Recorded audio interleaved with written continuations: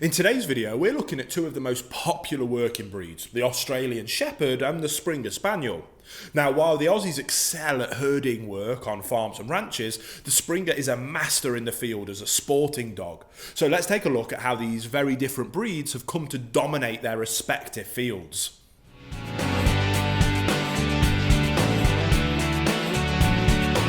Welcome back to the Fenrir Australian Shepherd Show. If this is your first time here, my name's Will, I'm a canine behaviourist and I'm the founder here at FenrirCanineLeaders.com. This channel is dedicated to helping you learn everything that you could possibly ever want to know about the incredible Australian Shepherd, then how to become a high-level canine leader that can raise perfect canine companions. So if you love the Australian Shepherd as much as we do here at Fenrir, start your journey by hitting that subscribe button and turn on the notification bell and you'll never miss a future Australian Shepherd video. So let's dive into today's video and we'll see how these two extraordinary breeds compare in their working roles and in the home. And we can't know where we're going with a breed until we know where we've come. So let's start with their history. And jumping right in, let's take a look at the history of each breed. The Aussie was first developed in the Pyrenees Mountains by the indigenous Basque people who moved their sheep flocks to Australia's flatlands in the early 1800s. Crossing their prized shepherd dogs with similar English working dogs like the Collie and the Border Collie while there. They set out again for the lush pastures of California in the United States in the early 1900s, where local farmers and ranchers fell in love with the capable little herding dog. They've been a staple in cowboy culture ever since and are still a favourite choice when it comes to herding anything from cattle all the way to geese. Now, the Springer dates back to well before the invention of the modern rifle in the 17th century, but their role in the field hardly changed with the invention. Until the early 20th century, Springers and Cockers weren't considered to be different breeds, and many litters had both Springers and Cockers as siblings. It took many years of careful breeding and individual club formation until kennel clubs recognised the different varieties of spaniels. They are still incredibly popular gun dogs in Europe and have a solid fan base in the US as well.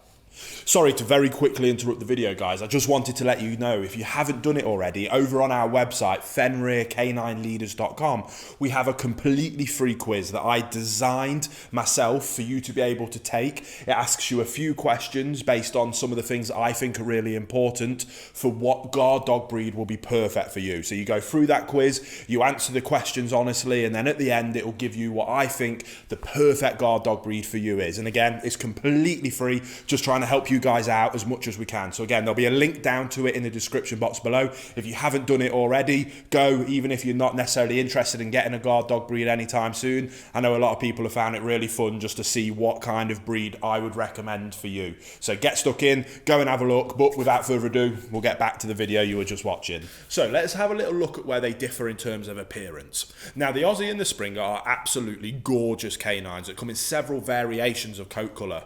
Both medium-sized breeds were designed to handle inclement weather so that they could both have thick double coats that adapt to their environment and provide insulation if needed.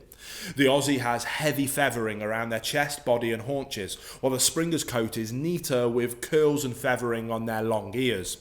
Both breeds need regular grooming to prevent mats from forming.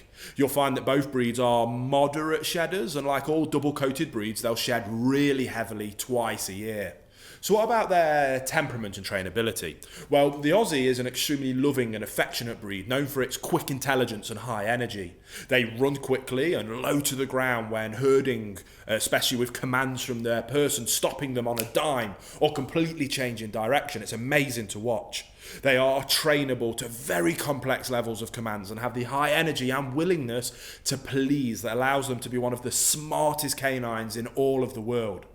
Now, the Springer is similarly loving and affectionate with a moderate to high energy level and willingness to please.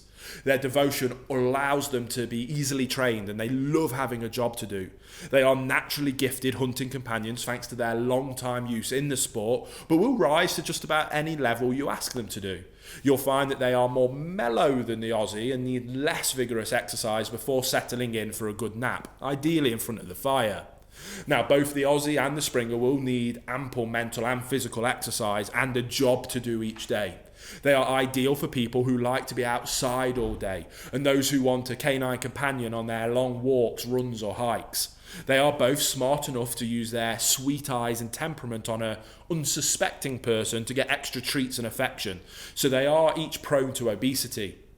Now, incorporate affection as a reward more often than food, and save the treats for learning difficult commands as extra additional motivation. Now, when it comes to snoozing around the house, you can count on both breeds to be ready to snuggle after a solid run or day working in the field, but they're still likely to chase small animals around the home. The Aussie is prone to herding everything from children to cats and has a playful energy that can make other small animals very nervous. The Springer is also prone to chasing small animals and trying to flush them from their hiding spots in the home. They may run and play with children but have no herding instinct to speak of, making them an ideal choice for busy family homes. Springers are extremely affectionate and tend to be comfortable even with strangers, just having to love being with people. Now, depending on your needs and lifestyle, you can't go wrong with either of these beautiful canine companions. The Springer loves to be outside on long hikes or runs with their family, or hunting trips where their natural instincts really do shine. The Aussie's high energy makes them an excellent choice for canine sports or agility enthusiasts, or for homes that are extremely active outdoors and want a canine companion that can be trained to basically any level of complexity. So I hope you enjoyed that quick breakdown of these two fascinating breeds. If you did, don't forget to hit that thumbs up button, and don't forget as well, we've got 2 dedicated Australian Shepherd videos coming here to this channel every single week. So subscribe, turn on the notification bell so I can speak to you on the next episode of the Fenrir Australian Shepherd Show.